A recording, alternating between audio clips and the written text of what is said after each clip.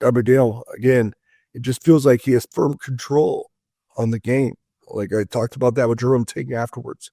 Like it's night and day where it feels like he was so passive and unimpactful in the first half of the season. And now he's just got his hand and his mark on every spot of a game where it feels like he's in total control and nobody else is.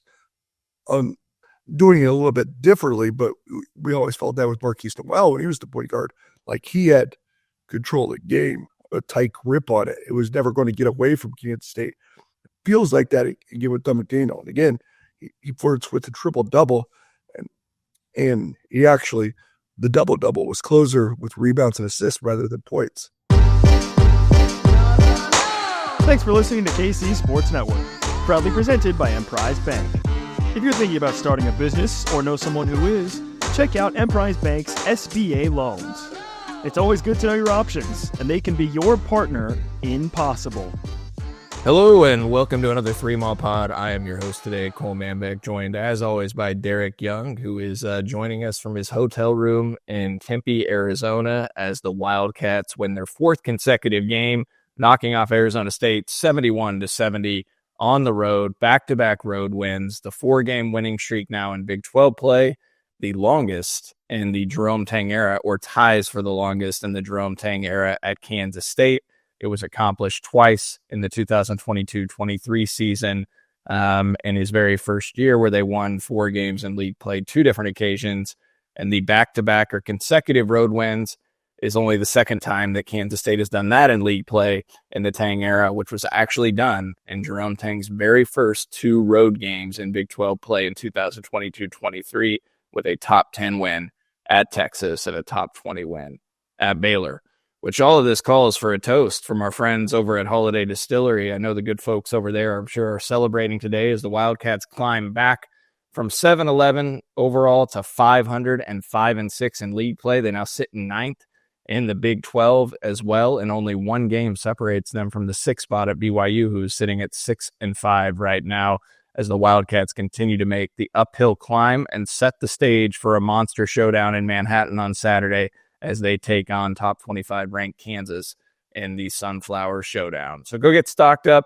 with your Ben Holiday Bottled and Bond bourbon and enjoy a toast for the Wildcats' victory last night, but also get stocked up for this Kansas game on Saturday, as well as the Arizona game on Tuesday night in Manhattan. A couple big ones coming your way, so if you can't make it out to Manhattan for the games, have it ready in your bar or wherever in your house so you can have a drink to get through 2 huge games in Manhattan. DY, the Wildcats climb out of a gigantic hole to start the game last night. I'm not so sure that any of us thought we'd be talking about a victory after the 15-0 deficit and 18-2 deficit early on in that game last night. You were there. How do you kind of handicap or assess what you saw and what transpired in the Wildcats win? Yeah, I actually felt oddly fairly confident that they were going to at least turn that game into a competitive one. Now, to not only erase a 16-point deficit, but to build a 13-point lead, I don't think I had that. So in between the start and the finish, he outscored Arizona State by 29 points, if you take that into consideration. So it was an impressive stretch there by Kansas State. They kind of woke up. They played solid defense for spurts. There were other times it felt like they got detached a little bit from some 3-point shooters. But yeah, even when they were down 18-2, to me, it felt like that game was going to tighten back up because it didn't feel like it felt like Kansas State was going to turn it around. Like they were going to knock down shots at some point. They were going to get back to the brand of basketball at some point from the prior 3 games. And I'm at a point where I think this is the permanent version of K-State. So when they start out a little slow or have a rough start like that, I don't think it's going to persist throughout a game. I think they're going to make a run. I think they're going to whittle away at a lead. I didn't think they'd be leading by halftime. That was pretty quick. So, and mainly it was like Arizona State, they weren't doing anything special that made K-State down 18-2. It is something moving forward, and I'm sure we'll talk about it at some point. Like, you do have to eliminate some of these slow starts, spotting teams this amount of points because it really makes it tough. You did it against Drake. You did it against Kansas. You did it against Iowa State, but you still won. You did it against Arizona State, still won. But it's not really a sustainable model.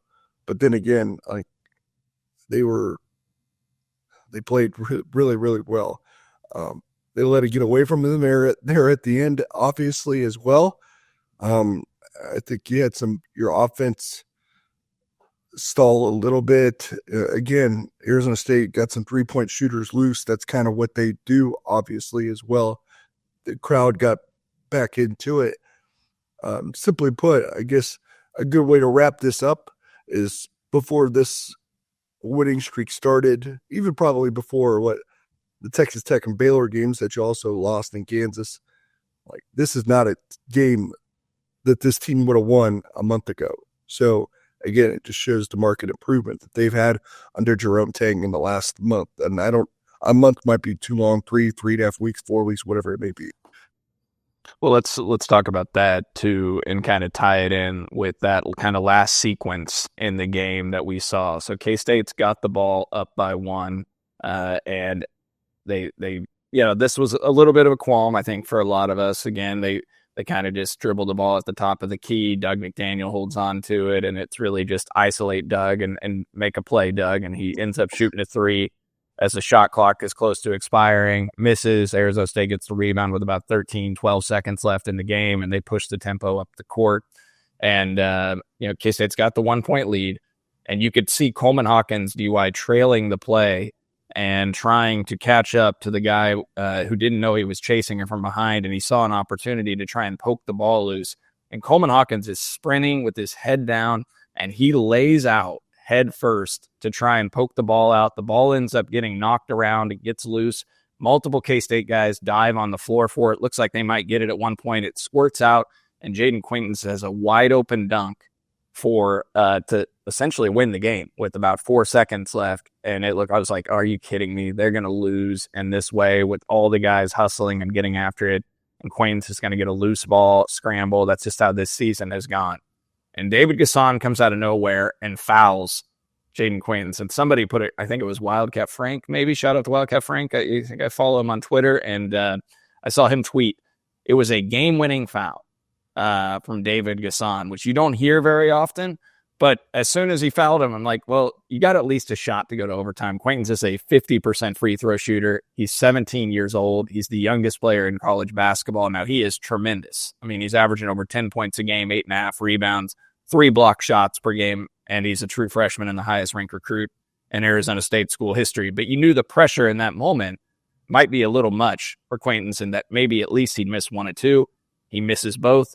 K-State gets the rebound. Doug McDaniel throws the ball down the court, and the Wildcats escape 71-70. But I just think that effort shown on that play got rewarded, DY. You talked about it after the game as well. Just incredible effort by all 5 guys for K-State, and then obviously David Gasson having the wherewithal to commit that foul and prevent a dunk by Quaintance that would have won the game. Yeah, it was Steve Lutz after the Oklahoma State game in Manhattan. And he wasn't getting a shot. And so I understood where he was coming from. He said luck favors the team that works the hardest. And so Kansas State got that shred of luck toward the end of the game. And the ball don't, not what I told you guys in the group chat, ball don't lie. A poor free throw shooter misses both free throws because of the work and the hard work that you put in. It gets rewarded. It isn't always an instant reward. Sometimes it is, but when you work that hard, you play that hard, you work that hard, things work out. Things figure themselves out. So that's all you have to do. It's all we were asking from this team in the early going. Now you're getting it on a nightly basis, and in a tough spot, right? Not only were you down 18-2 right out of the gate, but you're coming off one of the more emotional wins in program history by beating the crap out of Iowa State in the Hilton Coliseum just a few days prior, and having a look-ahead spot against Kansas in the Sunflower Showdown in Braemont Coliseum a few days ahead. So a lot of teams lose in that spot. Not only did they lose, they erased a 16-point deficit, built a 13-point lead at one point. I don't know if they relaxed or what happened there. Just a lot of teams don't win that spot. It just tells you again how far this team has come. That last possession with McDaniel settles for a 3. You'd like it to be off a bit more action. I get it. But if Arizona State's going to play you that way, what I will say is, after going back and watching it a little bit, they were sagging off and everything in the lane. They weren't going to let Kansas State get into the lane. So if they're going to play that way, the easiest thing to do is to run clock. So they ran a bunch of clock, and you get that much separation. That's actually a good 3. Like, it was actually an open 3. It wasn't really guarded that well. The problem was he hadn't been making that all night. And again, it wasn't off any action. You're more likely to knock down a 3 of that kind, when there's a good pass, a few passes, a ball reversal, that kind of, that kind of movement. Arizona State was trying to stop that movement too, of course, but Doug didn't really force the issue. But probably not a great call or a great decision. I don't know where it came from. He's 0-4 from the 3-point line on the night, so we'll see what happens moving forward if they have some better solutions at the end of the game. But I mean, McDaniel, again, it just feels like he has firm control on the game. Like I talked about that with Jerome Ting afterwards. Like, it's night and day, where it feels like he was so passive and unimpactful in the first half of the season. And now he's just got his hand and his mark on every spot of a game where it feels like he's in total control and nobody else is. Doing it a little bit differently, but we always felt that with Marquise Noel when he was the point guard. Like, he had control of the game, a tight grip on it. It was never going to get away from Kansas State. It feels like that again with McDaniel. And again, he flirts with the triple-double, and he actually, the double-double was closer with rebounds and assists rather than points. Yeah, I mean, 9 assists, 8 rebounds, 7 points. 8 rebounds is a pretty telling stat in terms of effort for a guy of his stature to go get the ball like that. And then also, the 9 assists, obviously a season high for Doug McDaniel. Might be a career high. I'll have to go back and check. Let's not forget, he had the rebound off the missed free throw. Well, yeah, and I was nervous, DY. When I saw that ball miss long like that, I was like, oh, that might be. It was Doug McDaniel. It was Doug McDaniel that ran that down, made the hustle play. Well, and the Lord with the throw. And the leadership that they have now. And it's not just like the one guy steering the ship like it was a couple of years ago with Marquise Noel. Was that guy. He was everything from a leadership perspective. Now it's like you have multiple guys. Coleman Hawkins was talking about before the game. He was sending a message to the team like, 3-game winning streak's great, but it's not why we came here. And before that free throw, David Gasson goes to the lane and just basically screaming at the guys. Rebound, I'm going to guess, box out, rebound the damn ball, knowing full well that Jaden Quinn could miss that free throw. Yep, absolutely. Yep, you saw it on the TV broadcast as well. David Gasson telling everyone box out, and knowing that was a realistic possibility.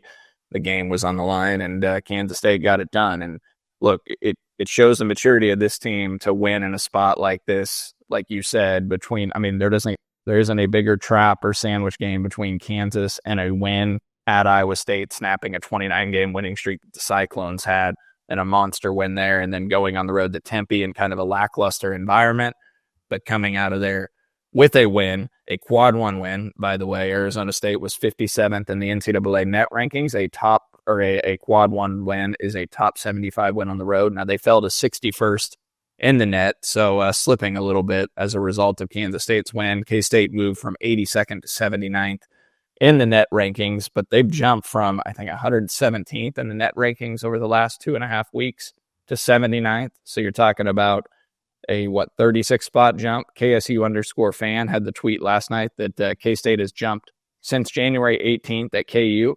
K-State's jumped 34 spots in KenPom, all the way up to 64th right now. And their defensive rating on KenPom has moved up 40 spots over the last 2.5 weeks there. So some big jumps being made. We'll talk more about it. We're going to throw to a break real quick. But first, before we do, got to tell you, as always, about our friends over at Home Field Apparel. Go get stocked up with all the Home Field Apparel gear you can find. More than 50 K-State items to choose from. They continue to add to the collection of K-State gear on their website over at homefieldapparel.com. I'm currently rocking a Home Field Apparel hat as well as the Home Field Apparel Campus Pullover Jacket, which you can find over at homefieldapparel.com. Love this jacket. It's super warm. It's super comfortable. And love all the hats they have as well. Several hoodies to choose from, tons of retro t-shirts. Yesterday, I was rocking my K-State Big 8 Champs home field t-shirt from 1977, not made in 1977, obviously, but from the 1977 Big 8 Champs team that Kansas State had. Love that retro throwback shirt. And again, it is super comfortable and soft. So go get stocked up with it, and we got you covered, as always, with discount code 3MAL24. Get 15% off on checkout with discount code 3MAL24 when you go to checkout. Looking for tickets for your next event? Tickets for Less is your number one source. Save big on every purchase when you use promo code KCSN at ticketsforless.com. All right, DY, so a little bit of numbers on the run that Kansas State went on. I'll give you a break from talking here as I talk through this, but K-State fell behind in this game 15-0. They didn't score until Max Jones hit a turnaround jumper with 13 minutes left in the first half. They eventually trail 18-2 near the 11-minute mark of the half, and during that time, when they're down 18-2, K-State was 1 of 10 from the floor, 0 of 4 from 3, and had 4 turnovers. Arizona State at the same time was 6 of 14 from the floor, 3 of 9 from 3, and 3 of 3 from the free throw line. Okay, so you take that, and then K-State eventually trails 29-19. Still, they claw their way back some, but they're down 29-19 with 4:15 remaining in the half. They close on a 16-3 run where they made 6 straight shots, including 2 from 3.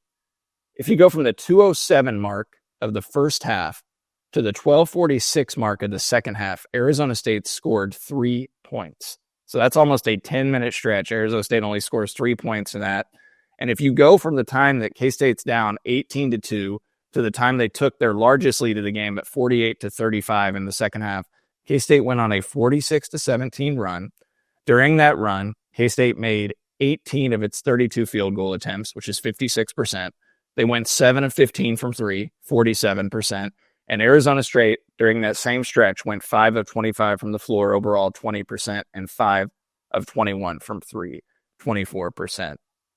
Really a remarkable run by Kansas State. Kind of similar. They had a 30-6 run at Iowa State. You have a 46-17 run at Arizona State. Obviously, you had monster runs against West Virginia where you get out to a 19-2 lead. You blow the doors off of Oklahoma State with big runs as well and just dominate that game. Obviously, ideal to get off to a better start like they did at home against West Virginia and Oklahoma State, but very impressive what they did to overcome that. Now, we jump to the end of the game, DY. Arizona State takes the lead 63-62 with 3:38 remaining, and it was a bummer. I mean, K-State was up 60-52, felt like they were going to be in control with about 6 minutes left. There's a turnover. Arizona State goes down and gets a dunk. They go up by 1, and you're like, does this team have the mental fortitude to overcome this? They go back and forth. Like, there was a stretch where Coleman Hawkins struggled some down the stretch, couple turnovers, but when it was winning time, Coleman Hawkins has back-to-back really nice assists to David Gasson in the final 3 minutes. As the game went back and forth and toggled, each team took a 1-point lead. David Gasson has a couple buckets at the rim distributed by Coleman Hawkins. Arizona State takes the lead back by 1 with 1 minute and 51 seconds left. Jerome Tang calls a timeout, draws up a play, and it leads to a Hawkins wide-open 3 at the top of the key that he buries, puts K-State up 69-67. K-State gets a defensive stop. David Gasson goes to the other end, makes 2 free throws, puts K-State up 4 with 55 seconds left. We'll get into David Gasson again here in just a moment. But Coleman Hawkins, DY, he has 11 points. He has 7 assists. He has 6 rebounds. We continue to talk about it. You kind of just take it for granted. He had some frustrating moments down the stretch, but when it came time to winning, he really came through in those final couple minutes of the game. Yeah, the 3 was big, a really good set play. They got him free, and he knocked it down with confidence. I think he stepped into another one as well early in the game on the other end of the floor. And that's outside of that, really didn't shoot the ball efficiently, and you'll take it. And I know a lot of teams like to do this, but they double Coleman Hawkins in the post. Really worried about what he can do down there. The problem with that is that turns Coleman Hawkins into a perfect player because he would rather be selfish and distribute out of a double team because he's going to find the open guy. And that turns David Gasson into a really effective player because there's not a lot of guys on this team that I would say are great cutters. Brendan Haason's probably going to live on the perimeter. Doug McDaniel doesn't want to get into that kind of traffic.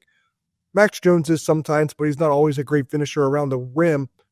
Now, neither is David Gasson at times. He blew a couple bunnies again last night. But what David Gasson does super well is cut and just drop right to the basket. And if you're going to double Coleman Hawkins in a post, that's easy money right there. So they had that working. I think that worked like 3 or 4 times, and it was kind of the genesis of Gasson's numbers because he was getting so many easy buckets thanks to the attention paid by Coleman Hawkins and his ability to distribute the ball. And then you touched on it, but Gasson and one missed free throw is a front end of a 1-and-1. So he gets another one a little bit later in a very crucial moment, I might add. And I'll be honest, I was pretty nervous. Like David Gasson going to a 1-and-1. I think it was a 1-point game, or maybe K-State trailed by 1. It was tight. They were up 2. Yeah, they were up 2, but he was knocked both of them down. Yeah. Well, let's talk about that, DY, because it was just a month ago. David Gasson's in a similar situation at TCU, right? He gets put on the free throw line. I think K-State was up 1 or 2. I can't remember at that point. Now, it wasn't just David. It was Doug McDaniel missed a front end as well. That was crucial. Yeah. But that TCU moment, it was in the last minute, I want to say, and Gasson misses the front end. And here, up 69-67, he gets the defensive board, gets fouled on it with 55 seconds left, and he goes and just buries both free throws. And he went 5 of 6 from the foul line. And, Jerome Tang shouted out the work that he has put in at the free throw line in practice. I never try to say anything about it because I don't want to jinx him, but everything looks far better from him at the foul line. And it really goes back. I want to say I started to notice a little bit of a change clear back to George Washington in the tournament that they had in November, where he started to shoot it better from the foul line. And I bet if I went back to that timeline to now, he's over 60%, which is a big improvement. Everything just looks better from him at the foul line. He ends up with 22 points. He has 8 rebounds. He goes 8 of 11 from the floor, buries a 3 in the corner, put K-State up 40-32 with the shot clock running down as well. David Gasson's now 6th in the Big 12 in offensive rating, DY, out of players with a usage rate of 15 or higher. He's top 40 nationally in that category, offensive rating. We know he's a great defensive player as well with his ability to switch and guard guys. But, I mean, you just can't say enough about what David Gasson has meant to this team and everything that he's done. And he was gigantic last night in Kansas State's win. Absolutely. And another call out for me would be Brendan Hasen. Yep. He made, was it 5 threes? Last night he had 4. We went 4 of 8 from 3, but he is now DY. He is 17 of 34 from 3, 50% in his last 5 games. So, and again, I apologize for a little bit of the coffee. I'm trying to eliminate some of that. DY's battling. Yeah. 4 of 8. Brendan Hasen, 4 of 8 for the 3-point line. It felt like all 4 of those were huge moments, too. I think you talked about Gasson's 3. I think Hasen had one right around that same time, and I think they hit it both from the corner in the second half. And then Hasen had the 2 right before halftime, right, to help it take the lead. Yeah, he had a couple big ones in the first half, and then the key stretch in the second half where he really buried. They were up 42-35, and he buried back-to-back threes on consecutive trips, and that's what put K-State on 48-35. And obviously, eventually, they trailed by a point. And again, I thought he defended his butt off. Oh yeah. He's not the same liability he was on that end right now. You know what I noticed about him, DY? It's not just like he's defending hard. Now he did have a slip up. They were up 6 late in the second half, and he helped off Sainin, who's their best. Yeah, that was a bad one. There was one where Max just got beat really bad for an easy layup off the left side. He thought he got chicken wings, so maybe there was an offensive foul there. It wasn't called, but yeah. I only called it like he went to try and swipe just to get a steal, helped off, and then they hit an open 3 and get it within 3. But other than that, like the one thing I've noticed about Brendan Hasen, not only is he playing tremendously hard on the defensive end of the floor, DY, I've noticed him really attacking the glass. When the ball goes up and goes off the rim, Brendan Hasen is right there, getting off the floor, fighting for rebounds. He's becoming a more complete player. And offensively, like, we know he can shoot the heck out of the ball. He's almost 42% from three on the season. But he's doing everything out there. His offensive rating now, we talked about it last show, of 123.3 is 12th in the Big 12.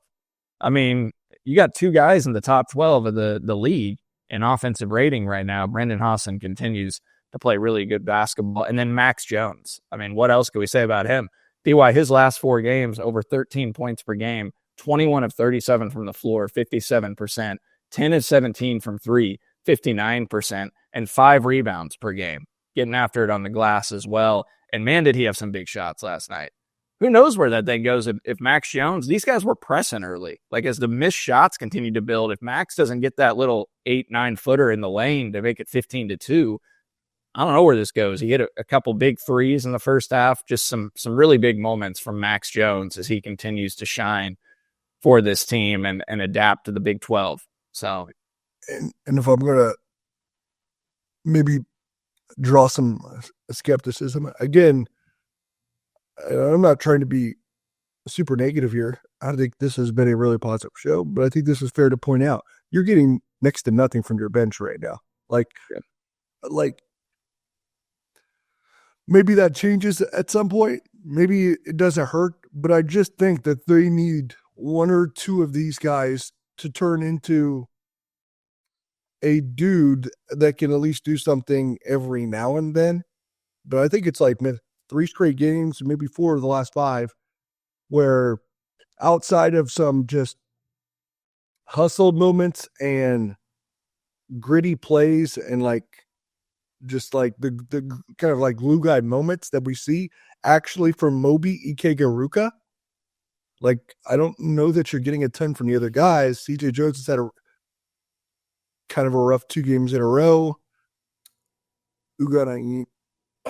Excuse me. Ugana Nieto doesn't play.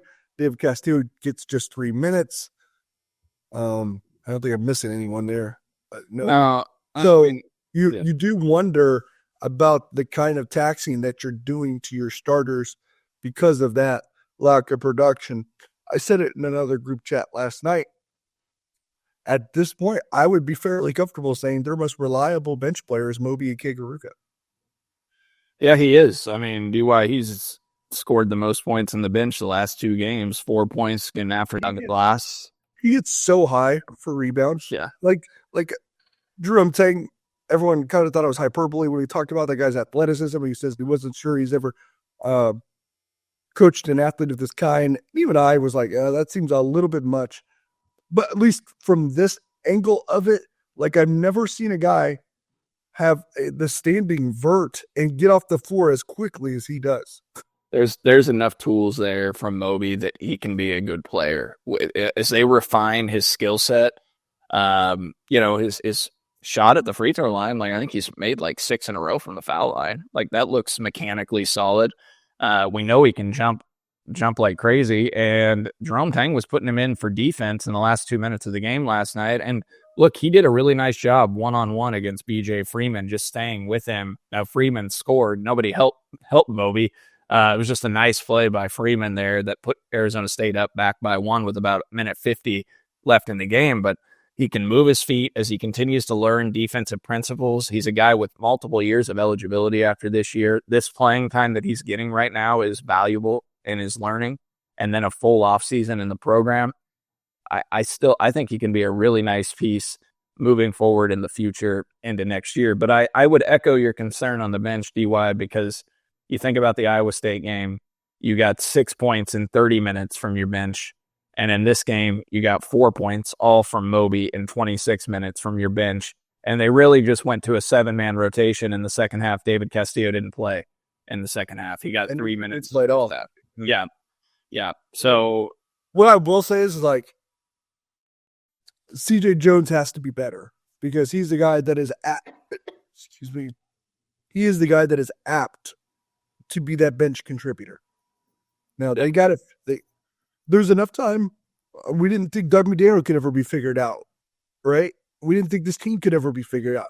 Maybe CJ Jones still figures it out. Right now, he's not. He had a quick hook a few times last night, too. And you mentioned oh, CJ Jones is in. And I was like, oh, he's already out. Like it was a minute later and he was getting pulled. So I don't know. I don't know if it happens, but I think they really need CJ Jones to figure it out because I think he has to be that guy. In terms of getting your backcourt more breaks, I just think the game is a little too much right now for David Castillo, and obviously Moby's not going to be in the backcourt. I think he can guard the backcourt. I don't think he can play offense in the backcourt. What last on Moby too is you mentioned that time where he guarded Freeman, still give up the ball game, but I thought it was pretty competitive defense. Like he doesn't know the defensive principles and all the inner workings of it as well as you need to yet to be a formidable player on that end of the floor. But if you just tell him, hey, go guard this guy, he can do that. Oh, yeah, absolutely. He's athletic enough. He can guard anybody. I mean, DY, they were putting him on Quaintance last night. I'm sorry if I'm mispronouncing Jaden's name. Big time player. I should know how to pronounce it, but I didn't have time to double check that. And I know I wasn't going to get a pronunciation from the announcers last night, who were a disaster. So they had him on a 7-footer. The Armadillo assassin, right? Yeah, man, that broadcast was so bad. At one point, the AI images that people were putting out there were hilarious too. I think I saw Brendan Allison on his IG. Shout out to him. Had the Gap Goat with the armadillo next to it. Like, Brendan, there's an opportunity in this NIL era, man. Think about Gabby Gregory and what she did. Start selling the armadillos. You keep burying threes. We got Iowa State fans flipping him off. And now we got the armadillo assassin. That was great. The announcer, Keller Yanos, at one point was like, the team in blue is really pulling it together. I was like, what are you watching? Like, I was like, they're wearing purple. Like, at one point, DY, you're fortunate at the game. I thought it was just my feed, but everybody else was saying it was theirs. Like, I hear this screeching noise just comes through the TV. And it sounds like, I think somebody joked on Twitter or something that did these announcers buy their, I think it was Kellis said that they buy their headset at Radio Shack. Shout out. I heard that at one point they completely disappeared. They did. It was several minutes. I saw a tweet that said, were the announcers abducted by aliens? It was so refreshing when they went away. It was nice to watch the game without them, and you could just hear the sound of the court, the ball bouncing, guys talking to each other. That was actually really nice. So anyways, one other thing on this game before we move to our top storyline of the week from Malenko, but also DY, the defense continues to, the points per possession last night, not near as well in terms of efficiency that K-State's held teams to the prior 3 games, but Arizona State shoots under 40% from the floor. It marks the 4th consecutive game, no coincidence, all during this 4-game winning streak, that K-State has held each of its 4 opponents to under 40% from the floor overall. And in that stretch, K-State's opponents are shooting 87 of 230 from the floor, 37.8%. KSU fan mentioned it, that the defensive rating has jumped 40 spots since January 18th, which is coincidentally the day of their worst defensive rating of the entire Jerome Tang era, which was against Kansas. The defense seems to have found something. They seem to have found something on that end of the floor and figured things out. Yeah, we were kind of having the discussion in our group chat too.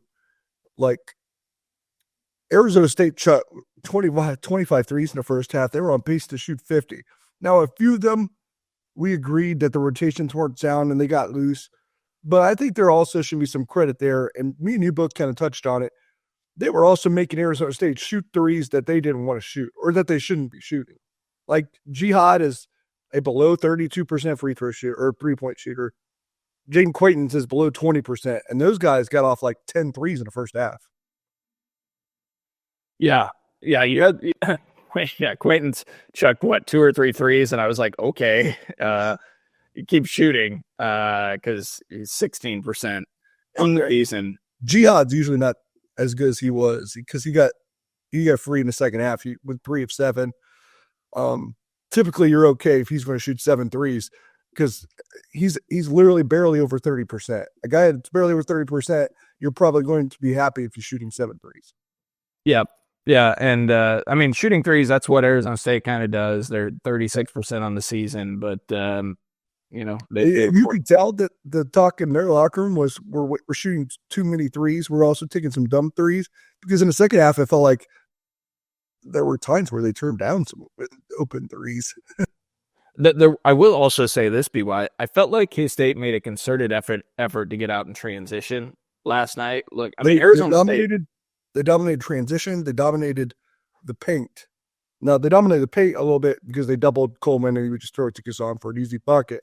But it felt like after Kansas State started so slow from the field, like they didn't make anything. They missed their first 9 shots. They were down 18-2 in a flash. They didn't feel like they tried to get it into the paint rather than settle for outside shots too. Yep. Absolutely. I mean, and K-State scored 20 points in transition, so 20 fast break points to 11. And Arizona State's a team that only plays really 7 guys, and they didn't have Sean Phillips last night due to illness. And then they got a guy ejected. Yeah, I mean, really, Bob Hurley, can you get some guys like Adam Miller? Now, some people said Adam Miller spit on Doug, and some people say he slapped him. So I don't know which one it was, to be honest. Yeah, Tony Padilla with the call there. At first, I thought he teed Doug up, and then Which, by the way, how do you tee a guy up that apparently got hit with something that was good enough for a flagrant 2? Like, can you not give that guy any leeway? Because whatever Adam Miller did was clearly bad enough. Like, you should give the other guy a little leeway. So, unless I guess maybe Doug said something to bait him into it. What I will say is, like, I can see Doug McDaniel pissing you off if you're their opponent. Like the way, yeah. I don't know if Doug did anything, but look, Adam Miller was running his mouth for like a minute straight at that point. And Adam Miller, he's a guy that started his career at Illinois. Yeah, he is. He started his career at Illinois, then went to LSU. Now he's at Arizona State. So shout out to Adam Miller. He played with Bowman for a year. So Doug's 3 like, Bowman, what's your boy doing? Three ejections for Arizona State in Big 12 play. Shout out to them. 3 guys ejected. Probably a new record. All right, well, let's transition to our top storyline of the week, brought to you by our friends over at Elanco, premier home improvement company based out of Kansas City, owned and operated by tremendous K-Staters. They've been around since 1986. They've got you covered for all of your home improvement needs, from premium window replacements to bathroom remodels, Kohler Luxstone shower systems, siding on your home, new doors. Go to elancohome.com. That's ALENCO home.com and check out all the great services they offer. DY, K-State, I mentioned it. They've won 4 games in a row in Big 12 play. It's only the second time, or actually the third time they've done it, but the first time they've done it since the 2022-23 season. They're going for their longest winning streak in Big 12 play in the Jerome Tang era. And here comes the Jayhawks to Manhattan and what should be an incredible game. Bart Torbeck has KU favored to win 73-68 with a 69% win probability. KU's got 3 road wins in Big 12 play. They won at Cincinnati. They won at TCU, won at UCF.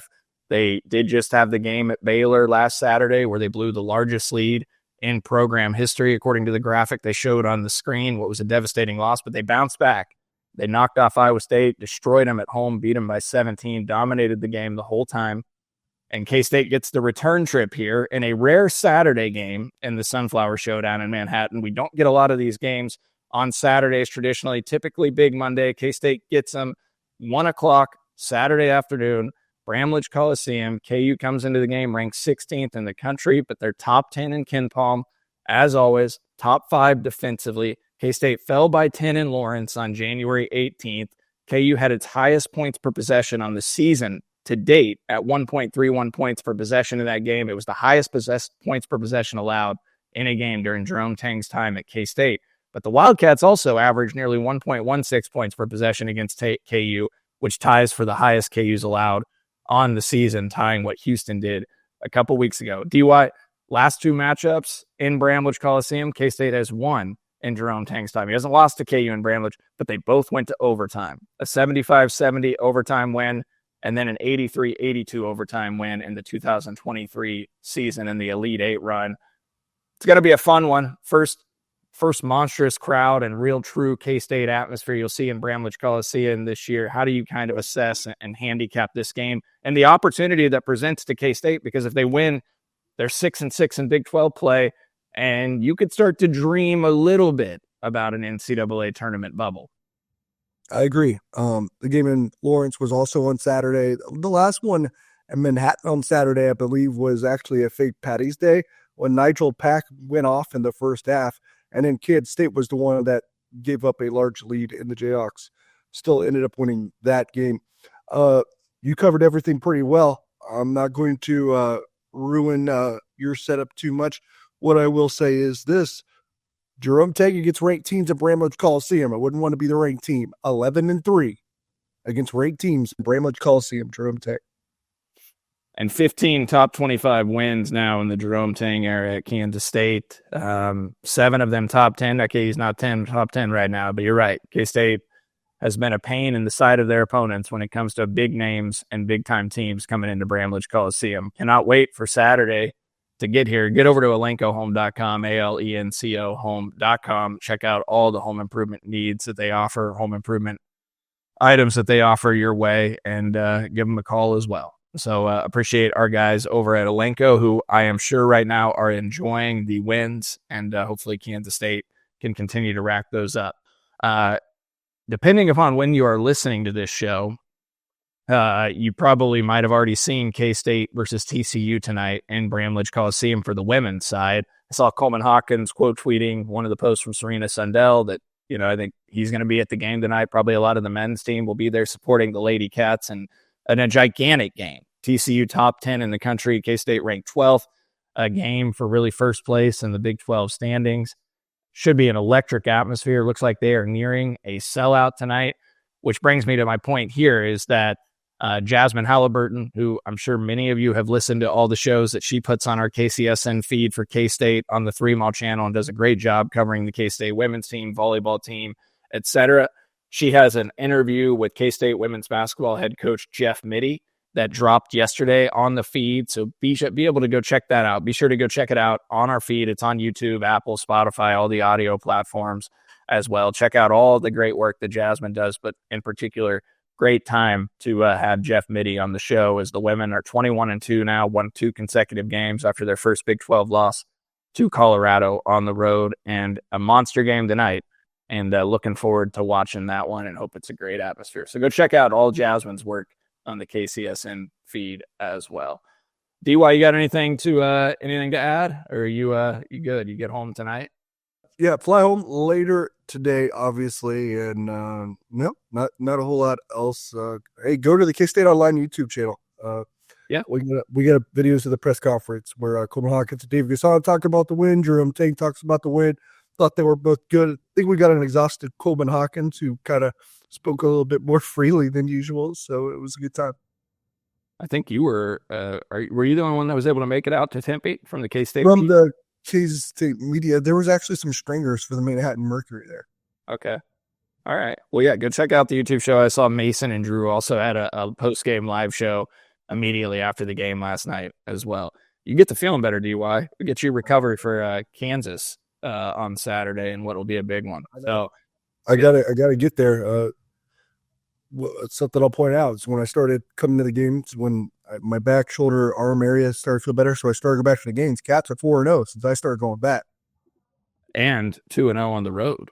You snapped the road winning streak or losing streak. So, yeah. And I turned the team around. Yeah, something like that. Let's hope the fun continues and K-State gets their 5th in a row on Saturday in Manhattan before another top 10 opponent in Arizona in terms of the net comes to Manhattan on Tuesday night. A real opportunity ahead with these next 2 games in Bramlage Coliseum, and cannot wait to watch the action unfold. For Derek Young, Nick Springer behind the scenes producing the show, I'm Cole Manbeck. Thanks for listening to another episode of 3 Mall.